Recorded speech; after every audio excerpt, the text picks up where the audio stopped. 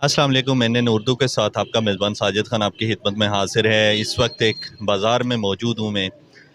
यहाँ पर मैं कुछ ख़रीदारी करने आया था, लेकिन यहाँ पर एक भाई मेरे साथ मौजूद हैं जो शूज़ लगा के बैठे हुए हैं। इस साइड पे लेडीज़ शूज़ हैं और इस साइड पे जेंट्स शूज़ हैं, जो इंतहाई मुनासिब रेट पे दे रहे हैं, बल्कि मुनासिब भी नहीं है, उससे कम भी दे रहे हैं। अपना नुकसान करके तो ये शूज़ बेच रहे हैं। लेकिन अभी 1 बज गया है सुबह से लेकर, ये कह रहे हैं जी कि एक जोड़ा भी हमारा सेल नहीं हुआ है। 800 रुपया पिछली दफ़ा जब मैं संडे को यहाँ पर आया था तो इन्होंने लगाया था, इस दफ़ा 700 रुपया इन्होंने रेट लगाया है।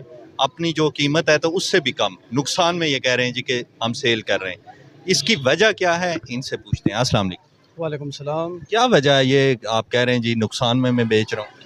सर बात ये है एक्चुअली कि मुल्क दिवालिया हो चुका है, छोटे छोटे बच्चे हैं, कमाने वाला एक हो, खाने वाले 10 है। अभी गरीब बंदा यहाँ भी ना ये सेल करे तो क्या करे। तो हालात इस तरह से है, ये यकीन करें शूज़ आप जाए सदर अल-सफ़ीना सेंटर, सिटी सेंटर, बड़े बड़े जो शॉपिंग मॉल है, उनके अंदर 6-6 हज़ार 10-10 हज़ार रुपये के शूज़ है। तो इधर गाहक को तो एक्चुअली एक तो समझ नहीं है, वो कहते हैं आप लोगों ने सड़क पे लगाया, दूसरा ये नाम ही ऐसा है सस्ता बाज़ार के नाम से। तो हमने कहा चलो जो दाल दलिया अल्लाह पाक रात को दे देगा। लेकिन मेरे भाई मुल्क मैं नहीं बल्कि सारे जितने बैठे हैं यहाँ हज़ारों लोग, मुल्क ज़ीरो बाई ज़ीरो पे जा रहे हैं। अल्हम्दुलिल्लाह जब खान साहब की हुकूमत थी, यही जूता गाहक हंसी खुशी 1500 रुपये का हमसे ले के भी जाता था। पैसों में भी बरकत थी और माशाल्लाह गाहक भी खुश था, हम भी खुश थे। तो हर बंदा खुश था, एक दूसरे के साथ कॉपरेट भी करते थे गाहक। तो उन पैसों में बरकत थी। खान साहब की हुकूमत में 500 रुपये में बरकत थी, अभी मेरे भाई 3000 रुपये में भी बरकत नहीं है। तो ये कहाँ से लाते हैं आप और कितने में, आपको खुद कितने में पड़ जाते हैं?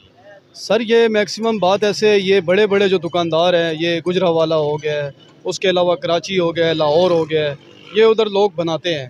तो उसमें ये है कि 40-50 रुपये, किसी में 100 रुपये। अब तो हालात इस तरह है, बस नुकसान में ही दे रहे हैं।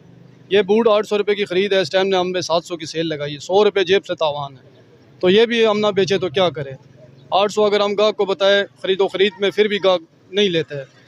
तो ये बात ऐसे हम कहते तो हैं ये अभी सेल सुबह से कह रहे हैं एक जोड़ा भी नहीं बिका है, तो फिर आप कैसे गुजारा करेंगे, क्या करेंगे? बस यही हालात है। अल्लाह के आगे अल्लाह से मांगेंगे, आगे अल्लाह के आगे रोएंगे। तो हालात इस तरह से है, बस अल्लाह की तरफ भी मुतवज्जो हो जाना है। देखें जी, शूज़ माशाल्लाह से ये जो अच्छा शूज़ है, अगर दुकान पे जाएंगे तो आपको यही शूज़ जो है तो वो कम से कम रेट में भी अगर मिलेगा तो 1000-1200 रुपये, 1200 से कम आपको कहीं से भी नहीं मिलेगा। लेकिन यहाँ से जो कमेटी चौक के साथ ये एक छोटा सा बाज़ार लगता है, सस्ता बाज़ार के नाम से, चोर बाज़ार के नाम से भी ये मशहूर है। तो यहाँ पर ये एक कोने में ये भाई बैठे हुए हैं। बहुत सारे यहाँ के रावलपिंडी के लोग रहने वाले हमारी वीडियो देखेंगे तो ये इंतहाई मुनासिब रेट में ये बहुत अच्छे शूज़ दे रहे हैं। और दूसरी साइड पे ये लेडीज़ भी शूज़ लगा के बैठे हैं, इस तरह के लीज़ा वाले जो सर्विस वाले शूज़ हैं तो ये हैं। और इन पे अगर कीमत देखी जाए तो ये 1500 रुपये में इन्होंने रखी हुई है, लेकिन ये 500 रुपया टोटल इसका जो ले रहे हैं। ये कह रहे हैं जी कि हम नुकसान में जो है तो वो अपना ये शूज़ जो है तो वो बेच रहे हैं। तो ये कब से आप यहाँ पे लगा रहे हैं? हमारे तो हो गए जी अल्हम्दुलिल्लाह, इस बाज़ार में कोई 8-9 साल हो गए जी।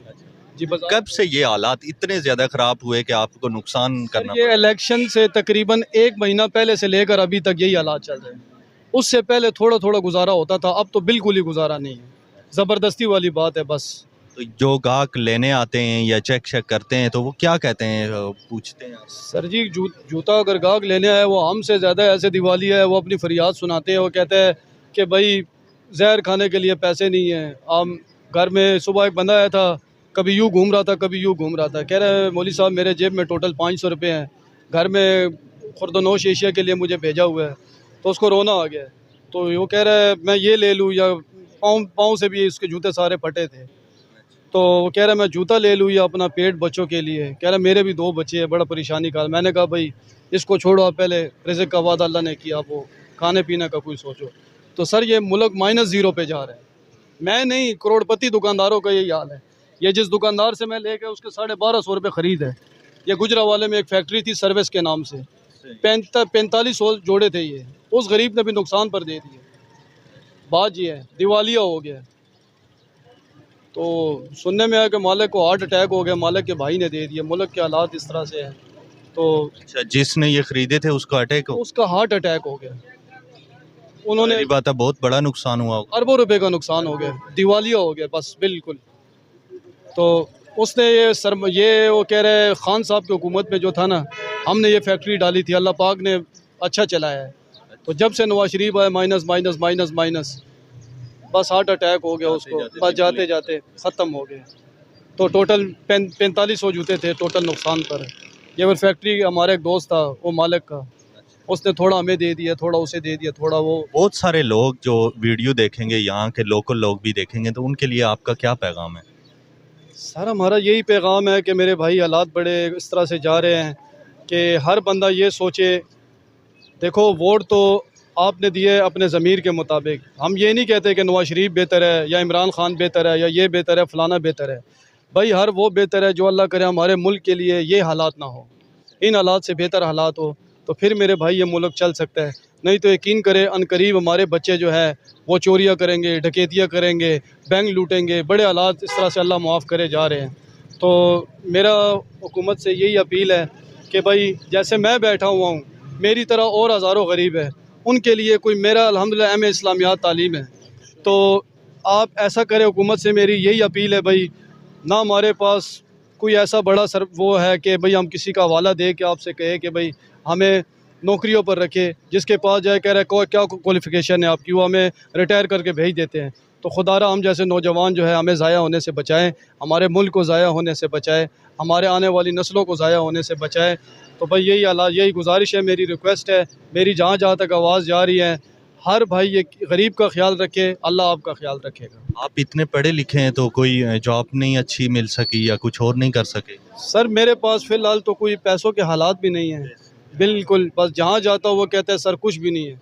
तो एक दोस्त है उसने मशवरा दिया है, कह रहा मौलवी साहब आप, अल्लाह इसमें आपका बेहतर करेगा, तो रिज़्क़ में जो है, रिज़्क़ का वादा तो वैसे ही अल्लाह ने किया है, कह रहा आप यहाँ बैठे तो जो नसीब में है बच्चों का अल्लाह दे देगा। मैं बहुत दूर दूर तक रगड़े खा के आया हूँ, मुझे कुछ समझ नहीं आया, तो मजबूरी से यहाँ हैं ये जी, आप भाई के हालात देख सकते हैं। यहाँ पर काफ़ी ज़्यादा लोग बैठे हुए हैं जिनके यही हालात हैं। एम.ए. इस्लामियात तक इन्होंने पढ़ा और बड़े ख्वाब देखे होंगे, बड़ी ख्वाहिश होगी पढ़ने के बाद कि मैं पता नहीं क्या से क्या करूँगा, लेकिन मजबूरी और हालात ने यहाँ पर जूते बेचने पर मजबूर किया। ये कोई गलत काम नहीं है, लेकिन ये गलत इसमें ये हुए हैं कि अभी कोई लेने वाला यहाँ पे आ नहीं रहा और ये बिल्कुल मायूस हो चुके हैं कि अब करें तो करें क्या, किधर जाएं, किसके साथ ये फरियाद करें, कौन इनकी फरियाद सुने। बहुत से लोग जो हैं तो वो साहिब इस्तात हैं।